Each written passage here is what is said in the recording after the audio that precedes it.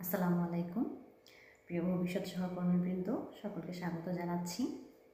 BCS preliminary প্রস্তুতি অংশে আজকে আমরা মানসিক দক্ষতা অংশটুকু কীভাবে প্রস্তুতি নেব সে বিষয়ে আলোচনা করব।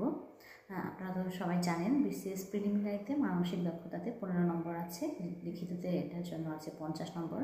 তো প্রিলিমিনারিতে যে মানসিক দক্ষতা 15 নম্বর আছে, এখানে কিন্তু দুই একটা প্রশ্ন হয়তো আপনার ভুল হতে পারে, কিন্তু খুব ইজিলি আপনারা 13-14 নম্বর এখান থেকে তুলতে পারেন। তো একটা প্রশ্ন দেখা যায় অনেক সময় আমাদের মিলানো আর পিএসসির মিলানোতে নাও হতে পারে, আবার কিছু প্রশ্ন খুব অড হয়, সে কারণে আমাদের ভুল হতে পারে। তো অনেক সময় 15-তে 15 পাওয়া সম্ভব। তো আজকে আমি আলোচনা করব কিভাবে এই অংশটাতে আপনারা খুব ভালো করতে পারেন। আমি কিন্তু নিজেও মানসিক দক্ষতাটা খুব এনজয় করতাম। মানসিক দক্ষতার ব্যাপারটা কি, যে এটা হচ্ছে খুব গণিতের মতো কিন্তু এত জটিল কিছু না। এটা আপনি চাইলে যখন আপনার পড়তে ইচ্ছা করবেন আপনি শুয়ে বসে এই মানসিক দক্ষতাটা সলভ করতে পারেন, গাণিতিক যুক্তি অংশটা বাদে। আর একটা ব্যাপার হচ্ছে, এটা খুব সোজা বলে আমার ক্ষেত্রে যেটা হয়েছিল, আমি কিন্তু 38তম বিসিএসএ প্রিলিমিনারি এবং লিখিত দুটোতেই মানসিক দক্ষতাতে খুব ভালো করেছিলাম। লিখিততে আমি 47 পেয়েছিলাম এবং আপনার প্রিলিমিনারিতে আমি মনে হয় 14 পেয়েছিলাম। কিন্তু 40তম বিসিএসএ গিয়ে প্রিলিমিনারিতে আমি ভালো করেছি, কিন্তু লিখিত সময়ে আমি না মানসিক দক্ষতা একদমই গুরুত্ব দেইনি, যে কারণে আমার কিন্তু মানসিক দক্ষতার নাম্বারটা ওখানে ভীষণ মাত্রায় খুব বাজেভাবে কমে গিয়েছিল। এই জন্য আপনাদের বলবো যে সহজ ভেবে যে আপনারা এটা প্রস্তুতি নেবেন না, এটা কখনোই ভাববেন না। আপনারা রেগুলারলি ম্যাথমেটিক্স যেরকম প্র্যাকটিস করেন, এটাও আপনারা রেগুলার বেসিসে প্র্যাকটিস করতে থাকবেন। আর মানসিক দক্ষতার জন্য আমি অ্যাসুরেন্সের যে বইটা আছে ওটা পড়েছিলাম, আর অ্যাসুরেন্সের যে ডাইজেস্ট অংশটাতেও কিন্তু খুব প্রেসাইজলি অনেক কিছু দেওয়া আছে। তবে আপনারা লিখিত যেহেতু একসাথে এটা পড়ে ফেলবেন, আপনারা লিখিতর জন্য যে ডাইজেস্ট অ্যাসুরেন্স যে গাইডটা আছে সেটা আপনারা কিনে নেবেন প্রিলিমিনারির জন্য। দুটোই কাভার হয়ে যাবে, কারণ লিখিত তো সেম, লিখিততে কিন্তু আপনারা এখানে অবজেক্টিভ সিস্টেমেই প্রশ্ন সলভ করবেন। তো এখানে আপনারা যেটা করবেন, কিছু কিছু চ্যাপ্টার আছে, যেমন আপনার সংখ্যাগত ক্ষমতা, স্থানাঙ্ক সম্পর্ক, এগুলো একটু টাইম লাগে। ধরুন আপনি একটা চ্যাপ্টার পড়তে আপনার 2 দিন সময় লাগতে পারে, কিন্তু বাকি যে চ্যাপ্টারগুলো আছে আপনার ভাষাগত যৌক্তিক বিচার, সমস্যা সমাধান, বানানো, ভাষা, এগুলো কিন্তু আপনি একদিন একটা চ্যাপ্টার নিয়ে বসেন, 1 ঘন্টা পড়লে আপনার একটা চ্যাপ্টার শেষ হয়ে যাবে, 2 ঘন্টা পড়লে আপনার একটা চ্যাপ্টার শেষ হয়ে যাবে। তো আপনি এরপরে ধরুন আপনার যদি ওই অ্যাসুরেন্সের গাইডটা শেষ হয়ে যায়, আপনার তো আরও কিছু বই থাকবে, MP3 আছে, ভারতে একটা যদি গাইড বই আপনি কেনেন, আপনি যত পারেন সলভ করতে থাকবেন, এটা একটা প্র্যাকটিস রাখবেন। আর মডেল টেস্ট দিয়ে পরীক্ষা দিবেন যে আপনি কেমন করছেন। তো যে ভাষাগত যৌক্তিক বিচারের যে ব্যাপারটা, আমি পার্ট বাই পার্ট আপনাদেরকে একটু বলছি যে কীভাবে আপনারা কোনটা প্রিপারেশন নেবেন।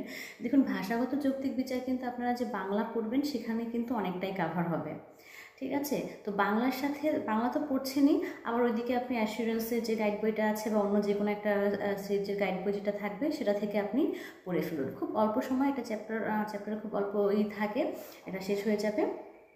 এরপরে সমস্যা সমাধানের ক্ষেত্রে দেখা যায় কি, এখানে কিন্তু অনেক ডিটেইল অনেক ব্যাপার থাকে, স্থানাঙ্ক নির্ণয় থাকতে পারে, আপনার সম্পর্ক নির্ণয় থাকতে পারে, অনেক কিছু। তো এগুলো আপনারা যেগুলো একটা বই সলভ করবেন, যেগুলো একটা বই সলভ করার পরে আপনারা এমসিকিউগুলো সলভ করবেন, যাতে করে আপনাদের সমস্যাগুলো আপনি সলভ করবেন। যত বেশি প্রশ্ন সলভ করবেন এখানে আপনি তত বেশি দক্ষতা অর্জন করবেন।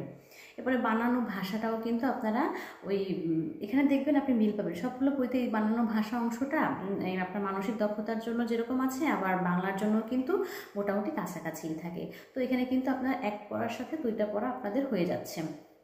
এরপরে যান্ত্রিক দক্ষতা, এগুলোও কিন্তু খুব অল্প পরিমাণে থাকে, দেখা যায় যে 5-6 পৃষ্ঠার মধ্যে একটা চ্যাপ্টার শেষ হয়ে যায়। তো এগুলো তো পড়বেন, আর এগুলো একটু কোয়েশ্চেন সলভ করার চেষ্টা করবেন, বিগত বছরের প্রশ্ন যাতে একটাও বাদ না যায়, এভাবে পড়ে ফেলবেন। এরপরে স্থানাঙ্ক সম্পর্ক, সংখ্যাগত ক্ষমতা। এই সংখ্যাগত ক্ষমতা এগুলো কিন্তু ম্যাথমেটিক্সের মধ্যে চলে আসে, তারপর এটা আপনারা বই থেকে মোটামুটি ভালোভাবে পড়ে ফেলবেন। আর ধরেন আপনার প্রিপারেশন হয়ে গেল, এটা কিন্তু পড়তে আপনার 1 সপ্তাহ বেশি লাগবে না। আপনি চাইলে এটা করতে পারেন। আমি যেটা করতাম, আমি 1 সপ্তাহ করে একটা সাবজেক্ট শেষ করার একটা আমার প্রবণতা ছিল।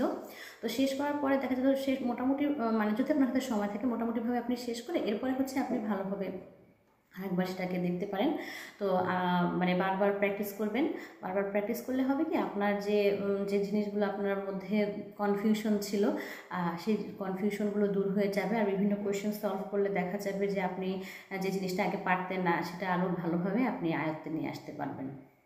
তো এই জন্য হচ্ছে আপনি মানসিক দক্ষতাটা এমনভাবে পড়বেন যাতে করে আপনি কোনোভাবে এটাতে মানে সর্বোচ্চ একটা মার্কও যাতে আপনার হাতছাড়া না হয়, আপনি মানে ফুল মার্কস পাওয়ার চেষ্টা করেন। তারপরে যদি দেখা যায় অনেক সময় পিএসসি এলিয়েন প্রশ্ন নিয়ে আসে, দেখা যায় যে মঙ্গল গ্রহ থেকে একটা প্রশ্ন নিয়ে আসছে, সেটা আমরা কেউই সলভ করতে পারছি না, অথবা আমরা যে সলিউশনটা জানি সেই সলিউশনটার সাথে পিএসসির সলিউশন মিলছে, তো সেক্ষেত্রে তো আপনার কিছু করার নেই। কিন্তু আপনি যতটুকু সম্ভব, যত দূর সম্ভব আপনি সবসময় এটা প্রস্তুতির মধ্যে রাখবেন। এটা কিন্তু ভালো করার জন্য, প্রিলিমিনারিতে আপনাকে এগিয়ে রাখার জন্য কিন্তু ম্যাথমেটিক্স আর মানসিক দক্ষতা, যে আপনার গাণিতিক যুক্তি আর মানসিক দক্ষতা কিন্তু আপনার অন্যতম একটা হাতিয়ার।